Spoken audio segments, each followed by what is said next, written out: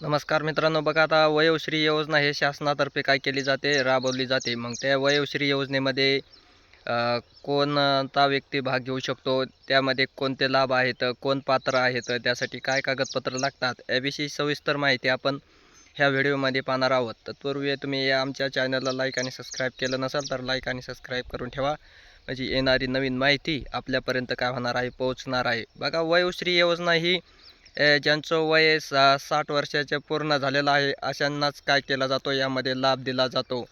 मग त्या वयश्री योजनेमध्ये मग कोणता लाभ दिला जातो, काय दिला जातो, तर वयश्री योजनेमध्ये ज्या व्यक्तीला सक्षम करण्यासाठी मग तुम्हाला चष्मा असेल, त्यानंतर काठी असेल, इतर काही वैद्यकीय सेवा, त्यानंतर आर्थिक मदत, असे वेगवेगळे काय केले जातात, सुविधा त्यामध्ये दिल्या जातात.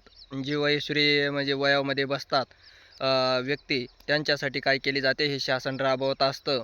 मग कधी काळी वार्षिक त्यांना निधीही दिला जातो. त्यानंतर मग आता हे नवीन रजिस्ट्रेशन करण्यासाठी ह्यांना कुठं संपर्क करावा लागेल, तर ज्यांना नवीन रजिस्ट्रेशन करायचं आहे, महानगरपालिका असेल, त्यानंतर ग्रामपंचायत, न्याय विभाग, अशा वेगवेगळ्या ठिकाणी काय केले जाते, किंवा मग कॅम्प जिथं आयोजित केला जातो, त्या कॅम्पमध्ये आपण काय करायचं असतं, रजिस्ट्रेशन करायचं असतं. मग ते रजिस्ट्रेशन करायचं म्हणलं तर मग तिथं आधार कार्ड, बँक पासबुक, त्यानंतर वयाचा पुरावा, राशन कार्ड, वैद्यकीय प्रमाणपत्र, असे वेगवेगळे प्रमाणपत्र काय केले जातात, ग्राह्य धरले जातात. त्यामुळं मग ज्यांना काय नियोजित रजिस्ट्रेशन करायचं असेल, असं ग्रामपंचायतमध्ये संपर्क साधायचा आहे. ग्रामपंचायतमार्फतही काय केलं जातं, याचं रजिस्ट्रेशन वयोश्रीचं केलं जातं आणि तिथून मग तुम्हाला काय केले जातात, मोठ्या प्रमाणात, मुबलक प्रमाणात